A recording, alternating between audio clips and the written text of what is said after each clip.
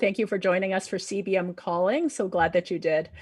Today, we will be having part two of our conversations, our co-workers conversations, where we explore the idea of faith and work and the intersection of those things as we faithfully follow Christ into the workplace. I'm so happy to be joined by Ruth Mullen today. Hi, Ruth. How are you? Hello, how are you? Good. So Ruth and I met when we both participated in the Good Work Conference that CBM helped to co-host last November. Ruth was one of the panelists there, and I was just fascinated by the things that Ruth said when we were doing that panel conversation. And so we thought it would be a great idea to invite Ruth to come back and to share more about some of the things that we talked about there, and also just to reflect on what work has been like for Ruth over these past few months, as it's been a strange time for most of us, and we're learning all kinds of new aspects about work and faith and where those two things meet. So first, Ruth, I'm going to just give a little introduction of you and your background and what kind of work you do, but feel free to add more in that I've missed afterward and to tell us one thing. So I'm just preparing you so you can think about that now while I give your introduction, to tell us one thing that, because you have a very interesting list of interests. So I won't give it away, but if you could tell us one thing that you would like to share with us that I will not be part of your official bio. Okay, so I will just give everyone a bit of an idea of what you do. So you're an instructional designer, which is a really interesting thing, which I actually didn't know existed, but I learned that from you. You're an instructional designer at D2L, which is Desire to Learn. It's a tech company that's based in Waterloo, Ontario. And you're part of FaithTech, which I think some people watching will know about because it's a organization or a community that helps to bridge the gap for people in the tech world between faith and technology. So I know some people have taken part in faith tech events and things like that, and they may have seen you speaking at those. So you're a part of faith tech as one of their speakers. And I also found it interesting that you tackle topics on digital addiction and social media, which I think are so relevant. I mean, we're using social media right now, but these are incredibly relevant conversations that we all need to have about how these things intersect with our faith as well, and how they're impacting us in general. And even, the way we think, the way we look at the world. So that's a little bit official, your official bio. But Ruth, tell us something else interesting about yourself that maybe not many people know about. I love to travel. I know I'm going to feel a little bit claustrophobic later this year, knowing I can't use my passport. I love road trips, so I really like renting a car overseas and just driving, picking a country and driving around. Oh, That's my favorite vacation. nice. Okay. Mhm. Those are pretty good. I didn't know those ones, but I remember you saying that you liked Vikings. So I'm just going to give that one away. Hopefully I that was also okay to share that. I took a course on Vikings in Okay. university. I just love history, so the Vikings are pretty epic. Lots of blood and gore and sagas, and I also really like lately. I've been digging it deep into women in history. Their Mm. stories often are buried in all the other history, and so there's some really good podcasts that just dig really deep into some women, and they do all the hard lifting for me, and I just enjoy Nice. what they do. Okay, great. Well, a very interesting part of your story that you shared with me before is that you were actually trained to be a teacher. Mhm. But before you even completed your degree, you decided that you didn't want to teach children, which was what you had been training for and what you felt you had been led into. Um, so why did you decide to make that jump into adult education, which is what you're doing now?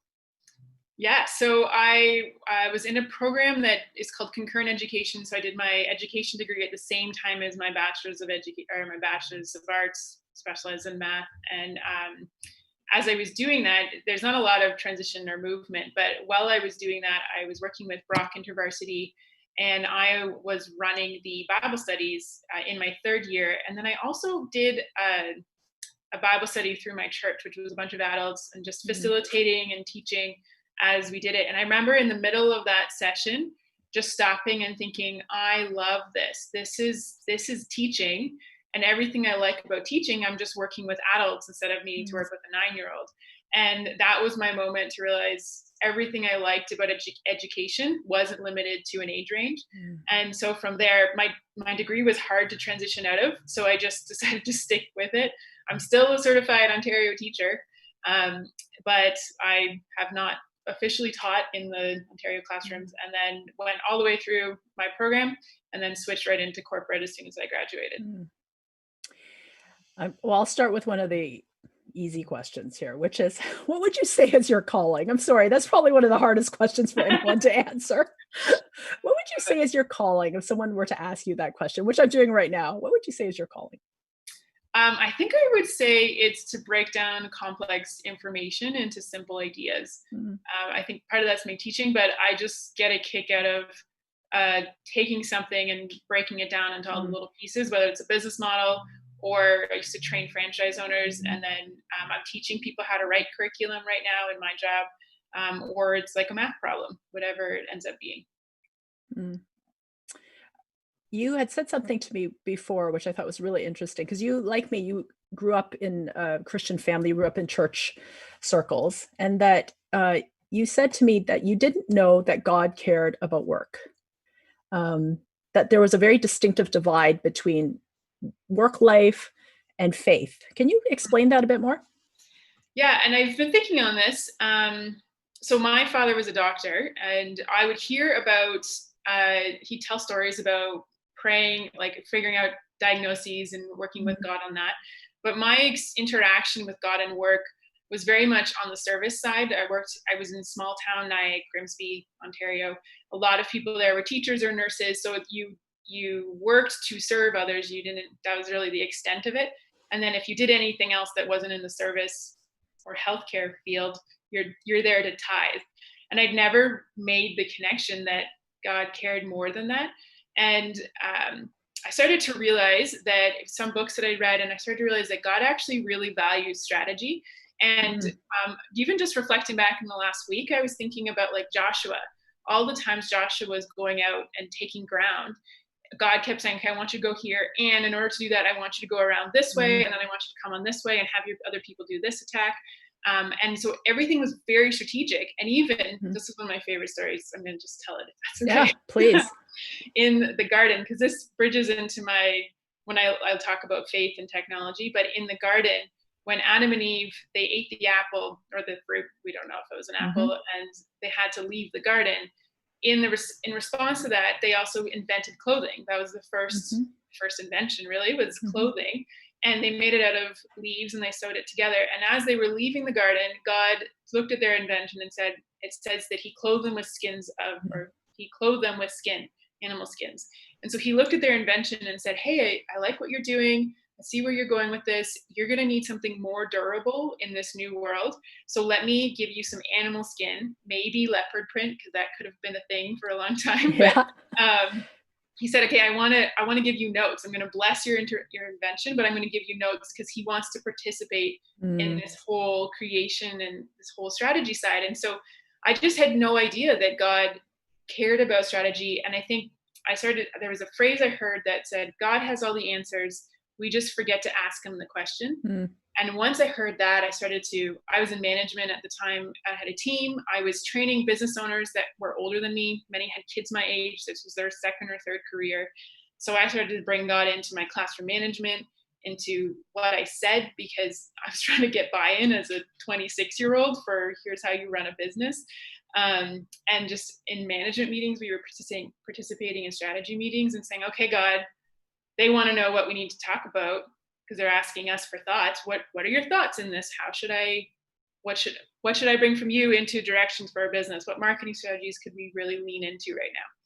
So that was a big transition. And I think for me, growing up in the church and only realizing that at 26, I started to think like, who else?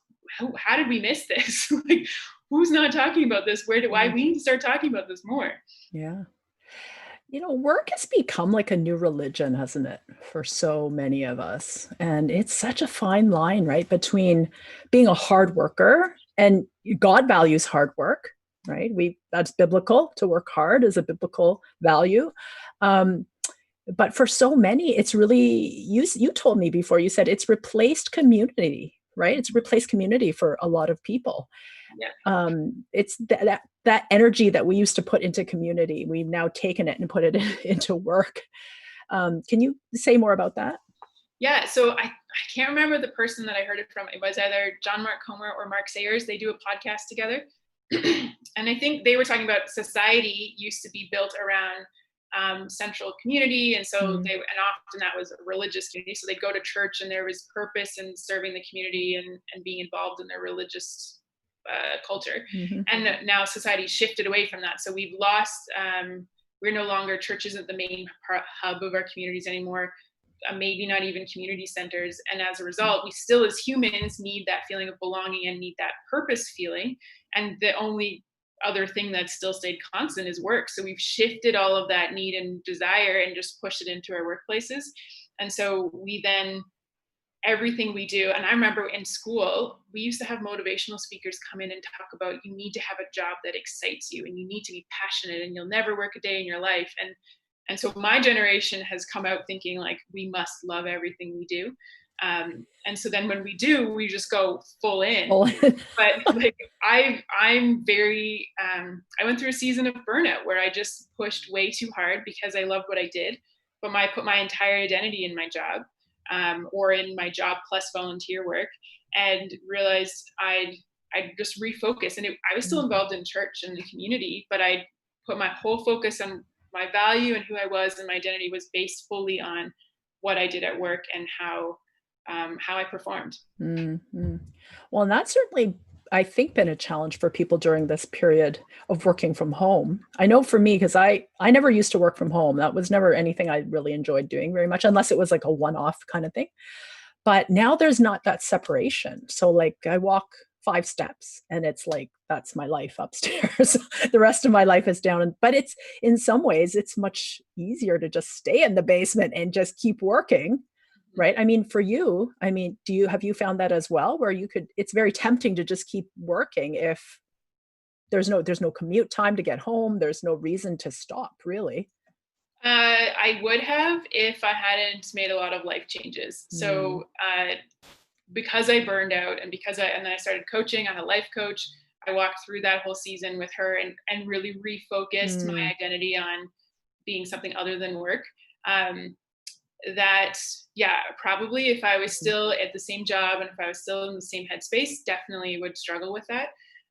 Because of my personal growth and personal focus on how I've really dug into maintaining and figuring out what the healthy balance is, as well as my new company's culture is very protective of our time. And so I have work to do all the time, but there's a different problem that's popped up for me where I'm so tired of Zoom calls that as soon as I'm done, I just check right out. And so I have friends that have reached out and I would love to talk to them. But as soon as they ask for a FaceTime call, I'm like, I can't do it anymore. And so that side of it has made it more difficult, but also more like it's a push to get out of the day. Like I'm distracted by all the things I could do. I moved in the middle of this, so I was looking at all my painting that I was like, if I could just finish this task, I could go paint my house. All the home projects that are waiting for us after we finish our work. So in some ways, it was the opposite effect. That's actually a very healthy attitude, I think, that you've shared, and probably many of us will probably need to have a coach after this to figure out how to. I highly recommend. Yeah, I'm going to get that number from you after this. But her name's Andrea Chris. Okay. Oh no, now everyone's going to be calling her. Okay, that's great. I remember also that you had told me about having healthy role models to pattern yourself after, and that wasn't necessarily something you found growing up in church, especially as a woman. And I remember I said the same thing to you. My mom was one of the few women that I knew who've actually worked outside the home in that era, in that place where I lived in small town Ontario. It was very rare. And so I didn't really see in the church women who modeled what it meant to be a professional woman outside of the home. Is that something that you experienced as well? Yes, absolutely. So my mother was a stay-at-home mother, which was glorious. I really appreciated that. And I'm very, very grateful. But I also remember, like, we had a conversation as a family one time, and I think one of my parents said, that's probably unlikely for you, Ruth, that it's just not realistic necessarily moving forward that that's going to be a lifestyle many people can manage or maintain. And so early on, I figured I probably wasn't going to end up doing that, but I had no idea what that looked like and for me, I learn a lot by observing and being in a small town church. The community, like I said, everyone was in services, so I could see what it looked like. That's probably why I ended up in teaching, because I knew what teaching looked like. But I didn't know any of these. I mean, instructional design is a new career, but I didn't know about any of the other stuff. And then my first mentor was a friend of my dad's who would talk to me about his projects and what he was working on. And so I started to learn about that. But I've had very few female mentors. I do have some now.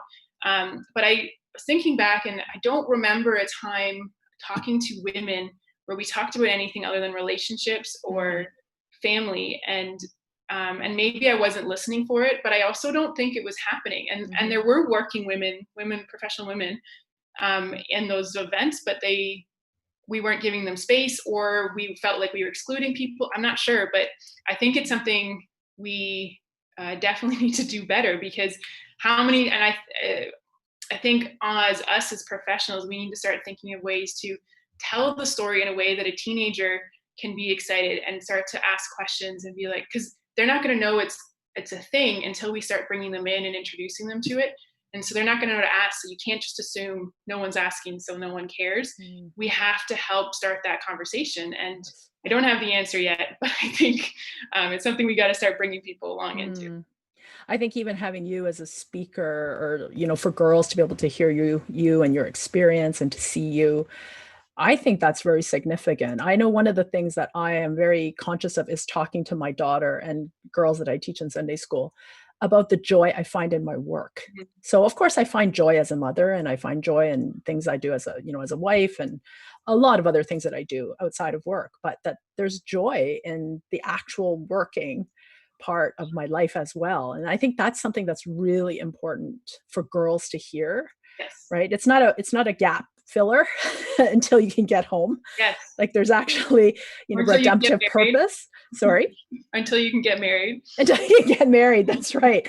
There's actually purpose and meaning and joy to be found in the actual act of working. Yes. And, that I think that's something that we need more communication around that, especially with girls. I think that's a really important message that needs to get out. And so I wanted go to ahead. add, but what I ended up doing, kind of by accident, sort of intentionally, my aunt she was a working mom. And so I happened to get a job in the same city as her, which it worked that I got the job first, and then I realized how this would help me. But I got the job, and then I moved into their home that was part of the invitation. And I realized I came in very very observant and paying attention to, they had 3 kids, we only had 2. And so I was like, what does it look like to parent a different size family? What does it look like to parent while both parents are working? And I was very intentional and just participating in their family. And I actually don't know if I told them this. So they might find out if they find out today. But I've observed and learned a lot just by being in their home and watching them balance and how they loved and took care of their kids. And then in a funny side story, I was talking to my brother about it when I was still living there. And I said, yeah, one of the things I've been like observing is watching, because obviously he and I both had a stay-at-home mom, and he was like, oh. And then he got his co-op to show up in London within a month.